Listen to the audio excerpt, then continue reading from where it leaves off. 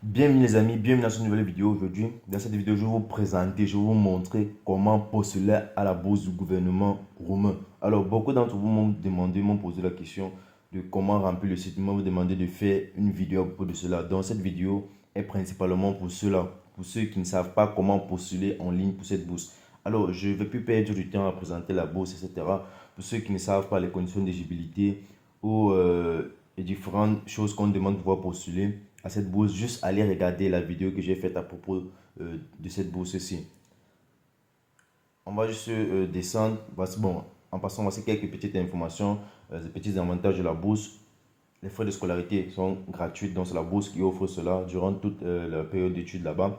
L'hébergement est gratuit. Il y a une allocation mensuelle de 65 euros pour l'étudiant de premier cycle, 75 euros pour l'étudiant de master, 85 euros pour l'étudiant de PSG. Donc voilà tous les différentes universités dans lesquelles vous pouvez postuler. Alors les amis, on va aller dans la partie postuler. On va aller sur la partie postuler autant pour moi. Et je vais vous montrer comment remplir vos différentes informations et uploader vos différents documents ou télécharger vos différents documents sur le site. Alors on clique sur le bouton postuler. Donc cette vidéo est principalement faite pour cela en fait. S'il vous plaît, likez et partagez la vidéo au maximum. Je vais vous montrer comment postuler sur cette bourse. Alors, ce que moi j'avais fait, ici vous avez vu, on a dit Welcome Frank. Ça c'est les différentes informations que j'avais entrées. Donc lorsque vous arrivez sur le site, ce que vous faites c'est quoi? Vous inscrivez d'abord, vous créez votre compte. Pour créer le compte, c'est assez simple. Vous pouvez mettre nom, prénom, email, etc. Vous créez votre mot de passe, c'est tout. Après ça, ils vont vous envoyer un email de vérification sur votre téléphone. Vous allez juste confirmer. Donc, c'est tout. Alors, voici ce qu'il faut faire. Lorsque tu as créé ton compte, après, tu login. Login, ça veut dire quoi? Tu entres sur le site, tu entres les différentes informations après avoir créé ton compte. Voici ce qui va apparaître, cette partie-ci. Et voilà, voici les différentes étapes pour pouvoir postuler. On dit application process. Fill in your personal data. Upload copy of your document. Choose your university. Review your application. Wait for an answer. Study in Romania. Donc, voici les différentes étapes, les amis. Voici, il y a principalement 5 étapes. La première étape, c'est d'entrer les différentes informations. La deuxième étape, c'est de télécharger les différents documents. La troisième étape, c'est de choisir l'université dans laquelle tu veux postuler pour la bourse. La quatrième étape, c'est de vérifier toutes les différentes informations. Review your application. C'est de vérifier toutes les différentes informations avant de submit. On dit la cinquième étape, c'est d'attendre pour les résultats. On dit les résultats seront disponibles le 15 juillet 2023, the 15 July 2023. Alors, déjà, pour ceux qui ne savent pas les différentes universités pour lesquelles ils peuvent postuler, c'est bien présenté ici là. Beaucoup d'entre vous, lorsque vous voulez postuler à la bourse, vous ne cherchez même pas les différentes informations. Vous revenez sur la vidéo, vous allez voir la liste de toutes ces différentes universités. Je vais remonter, voilà ça, voilà les ces différentes universités. Il y a pratiquement 42 universités qui sont partenaires pour cette bourse-ci. Voilà la liste. Donc vous venez ici en fonction de ces différentes universités et en fonction de la ville dans laquelle vous voulez étudier. Vous prenez le nom de l'université, vous partez chercher sur Google et vous allez faire une recherche à propos de cette université, à propos de la ville dans laquelle elle se trouve, le coût de vie, etc. Donc, c'est un peu ça, les amis. Alors, on va revenir encore sur le site. Je vais vous montrer comment remplir vos différentes informations, s'il vous plaît. Alors, déjà, avant qu'on ne commence cela, j'aimerais vous demander de vous abonner et de liker cette vidéo maximum. Abonnez-vous à la chaîne, les amis. Sur cette chaîne, on parle des études à l'étranger, de la vie à l'étranger et tous les différents moyens légaux qui permettent en fait d'immigrer à l'étranger. Donc les amis, likez et abonnez-vous à la chaîne. Likez les différents contenus que vous voyez sur cette chaîne et abonnez-vous. Alors, on va revenir sur comment postuler. Je vais vous montrer cela. Déjà, après avoir créé ton compte, tu vas venir ici. On va te mettre juste sur ce bouton-ci qui est Start Your Application. Donc, commencer ton application. Tu cliques sur ce bouton-ci. Et ensemble, on va commencer. Je vais vous présenter. On dit Before you begin, hi, we know your time is valuable. So we would like to help you navigate the application for. Bon, ça sont les différentes conditions que tu dois accepter. Ce sont les différentes conditions. Tu viens, tu coches tout là. C'est ce qu'il faut faire, il faut tout cocher. Bon, ce sont les différentes règles qui demandent en fait. Ici, ils ne veulent pas que tu sois membre, peut-être, on dit, I'm not a certain person who stay in the territory of Romania and officially recognized according to the Donc, tu dois respecter toutes ces différentes conditions avant de commencer à postuler. Tu ne dois pas être un membre d'un pays de l'Union européenne. I'm not a citizen of Romanian origin. I'm not a part of Romanian historical community and the proximity of Romania. Donc, c'est un peu ça. Donc, avant de cocher toutes ces différentes cases-là, ensuite, toi que tu respectes tous ces différents critères, tu cliques sur I understand. Et on va patienter, on va voir ce que ça va afficher. C'est la prochaine étape. La connexion est un peu lente. Les amis, patientez.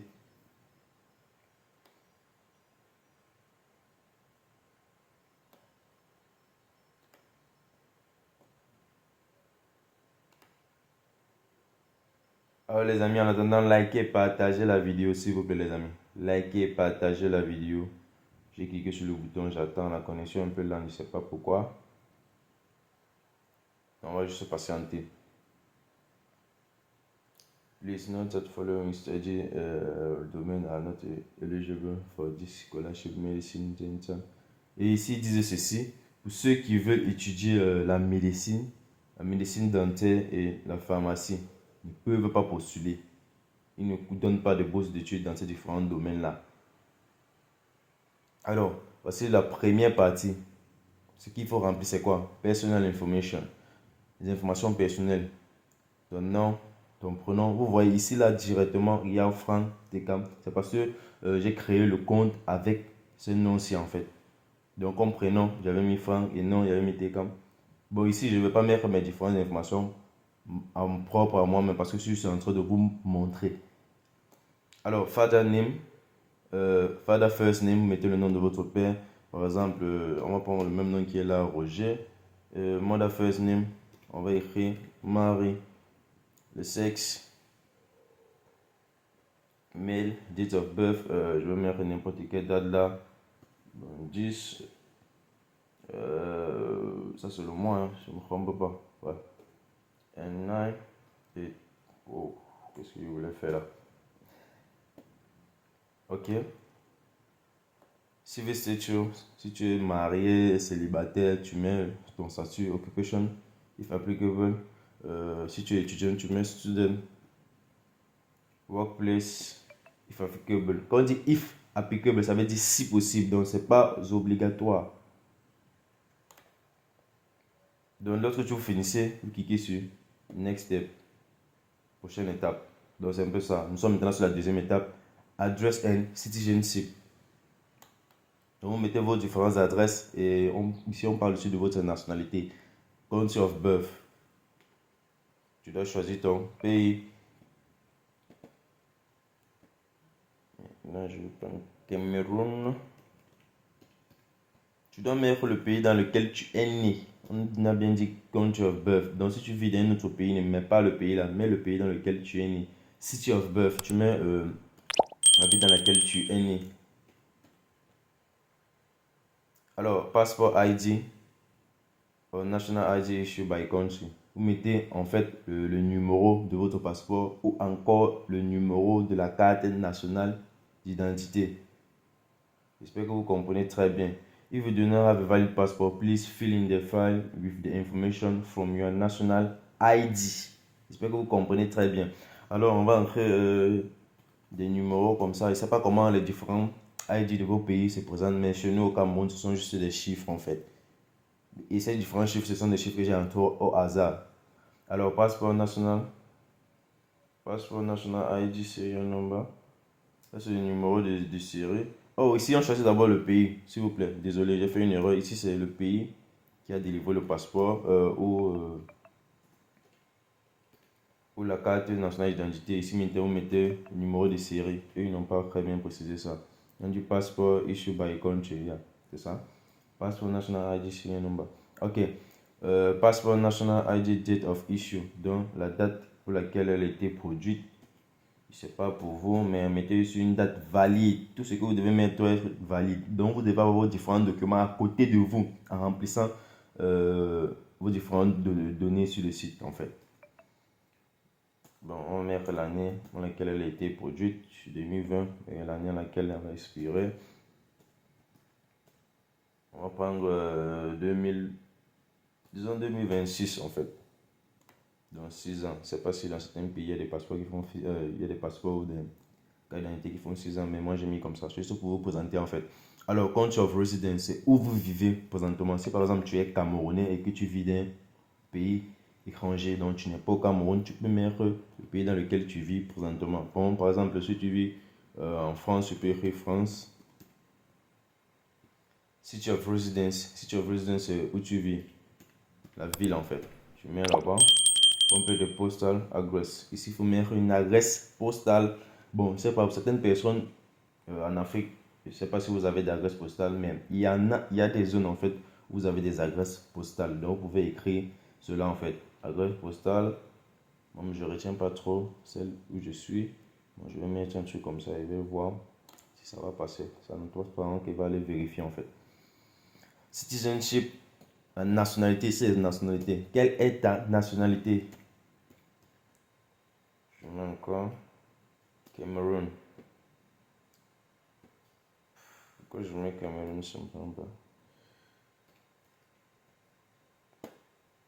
Republic of Cameroun, ok, ok. Next step. Vous cliquez sur le bouton Next step après avoir rempli vos différentes informations, les amis. Alors voici la troisième partie, c'est d'uploader les différents documents. Studies and documents. Desired degree of study. Do you need a Romanian preparatory year? Ici, on demande quoi? Quel est le niveau pour lequel tu veux postuler? Le bachelor degree, c'est le sigle licence. Master degree, c'est le sigle master. PhD degree, c'est le sigle PhD. Alors, ici, on demande si tu as besoin d'une année préparatoire en Roumanie. Si tu veux une année préparatoire, tu cliques sur Yes. Si tu ne veux pas d'année, tu cliques sur No. Alors, pour notre cas, on va cliquer sur No. Et ici, oh, santé. Pourquoi ça revient? Oh, qu'est-ce que j'ai fait en fait? On va aller sur Next. Je suis allé un peu trop vite. Et ici, on va cliquer sur Bachelor Degree. Ok.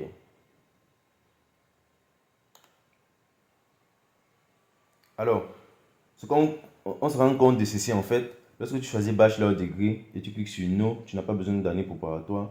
Maintenant ici, on demande d'uploader différents documents. High school grade as mentioned in your diploma. Alors ici, on demande ton grade, ce que tu as obtenu en fait. Ici, là, ton grade doit être sur cette forme-ci ou sur cette forme-ci. Dans une forme de pourcentage ou sous forme de chiffres. Par exemple, si, je sais qu'en Afrique, on donne habituellement le grade sur 20 en fait. Donc, par exemple, tu as eu 12 sur 20, tu peux écrire 12 sur 20. Et ici, c'est High Cost Grade Equivalent to Romanian System. According to the Romanian System. On dit, please be aware that in order to be eligible, you must have adequate academic performance, meaning at least 7 for the last graduate school according to the grading system in Romania. Good equivalent in Romania is grading system from is 1 to 10 is used to being grade 10 is being the average grade, 1 is being the lowest grade, and 5 being the minimum passing grade. Donc il faut convertir cela au système romanien en fait. Alors, diplôme issued by. Le diplôme a été donné par quel pays? Cameroun. Donc le pays dans lequel en fait tu as obtenu ce diplôme, la Republic of Cameroun. Alors pour convertir votre grade ici au système romanien, vous allez juste sur Google et vous allez chercher comment convertir ces moyennes au système romanien. On va faire ça ensemble.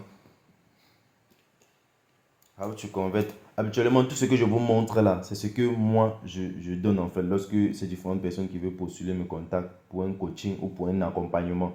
Donc c'est ça. Lorsqu'on écrit aussi les lettres de motivation, etc. Les CV. How to convert. How to convert my grade in a Romanian system.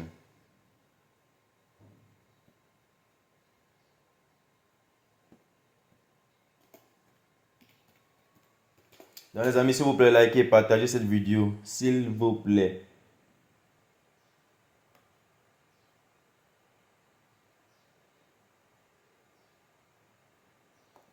Alors, voici ce qu'on dit. The Romanian grading scale rule from 1 to 10. 10 marks have following meanings.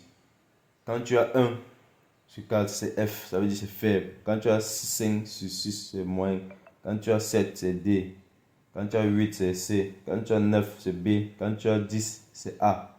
Bon, ça c'est le système, ça c'est un autre système, système international. AA, ça veut dire que tu as de bonnes notes. BB, ça veut dire que tu as 9, etc. Bon, on va convertir maintenant du système africain. How to convert my African grade in Romanian system.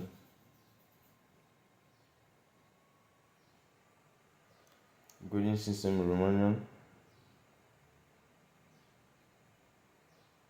GPE.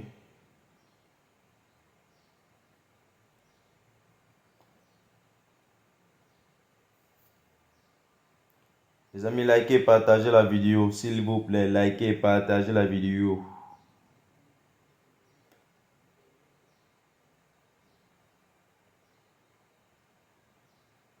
Ici, c'est toujours avec le système de GPE. Je sais pas ce qu'on veut ici. Certaines personnes qui sont en Afrique, c'est pas tous les pays d'Afrique qui donnent les notes sur 20 en fait. D'autres utilisent déjà ce système de GPE. Donc vous pouvez directement, on a présenté le système de GPE, vous avez vu. Je suis en train de chercher le système des notes sur 20. Comment convertir cela. Bon, on va juste chercher pour faire simple. 12 over 20, how to convert 12 over 20 grade in Romanian system.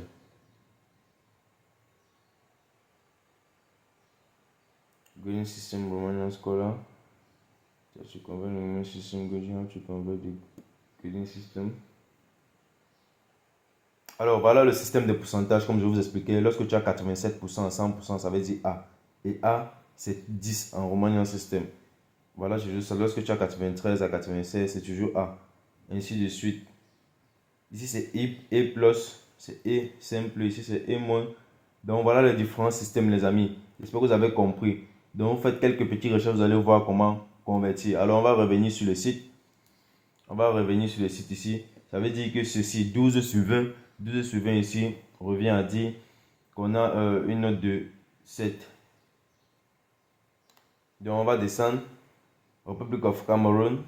Upload your curriculum vitae in English or French. Maintenant, ici, il faut écrire ton curriculum vitae, ce qui est personnel en fait. C'est chaque personne en fonction de son background, de ses études antérieures et de ses différentes motivations qui doit écrire ce CV.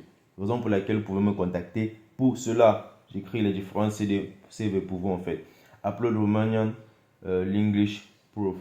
Ici, c'est que on demande only PDF file are accepted and file per upload maximum 4 MB each file. Alors ici, on demande d'uploader une preuve de langue romaine. Upload your birth certificate, all page with content. L'acte de naissance. Upload your passport or national ID for passport, first pages with content. Browser for translate file. Alors ici, c'est que vous avez dans le constater en fait. Ici, tu dois uploader ton diplôme, ton document en fait original. Et ici, tu dois uploader la traduction. Ici, c'est browse for translate file. Ici, c'est browse for the file. Donc, tu uploads l'original là. Tu uploads la traduction de ton diplôme ici. Certaines personnes qui vont venir dire je ne savais pas qu'il fallait traduire, etc. Mon ami, quand une opportunité se présente, c'est soit tu prends l'opportunité, soit tu cherches les excuses. Beaucoup d'entre vous, lorsqu'on vous demande de traduire les différents documents déjà, vous vous dites que traduire est cher, il ne peut pas traduire un document à 8 000 pour aller postuler une bourse d'études. Frère, ne traduis pas alors. Va te coucher à la maison, tu dors. Les opportunités vont venir te trouver. Upload your high school diploma. Ici, c'est la même chose. Tu vas mettre l'original de ton diplôme là et la traduction ici. Upload your high school transcript. Ici, les transcripts en fait veut dire les relevés de notes. Ici, tu mets l'original et tu mets la traduction. On a dit les différents documents doivent être en anglais ou en français. Si ton document n'est pas dans l'une de ces langues-là, va le traduire. Upload your certificate for candidates in their last year of study or who have recently graduated and have not received their diploma. Donc voilà les différents certificats qui prouvent que tu n'as pas encore obtenu ton diplôme. Tu mets l'original ici et tu mets la traduction là. Alors maintenant, là c'est où moi je vais m'arrêter. Pourquoi? Parce que pour pouvoir continuer, pour pouvoir aller au next step qui est pratiquement cette étape-ci, l'étape de Select the University, il faut que j'upload tous ces différents documents-là et moi je ne les ai pas. Je n'ai pas cet exemple de document. Donc si par exemple j'avais un cas d'un étudiant qui m'avait demandé de postuler pour lui, je devais le faire en ligne en vous présentant comment uploader tous ces différents documents. Mais moi je vais m'arrêter là. J'espère que vous avez clairement compris comment entrer ces différentes informations sur le système fonctionne. C'est assez simple, mais il faut juste être bien dirigé. Et lorsque vous remplissez toutes vos différentes données sur le système, on le fait juste en une seule fois. Donc il faut être préparé avant d'aller sur le système. Si vous entrez une information mal, ça ne sera pas bon pour vous en fait. Alors les amis, j'espère que vous avez aimé cette vidéo.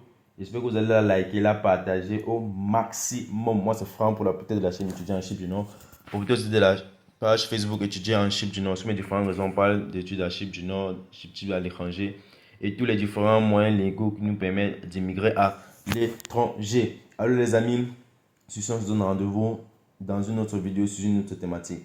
Pour ceux qui aimeraient faire des publicités sur la chaîne, juste contactez-moi. On fait la vidéo à 5 € uniquement. Alors les amis, sur ce, big up. Ciao.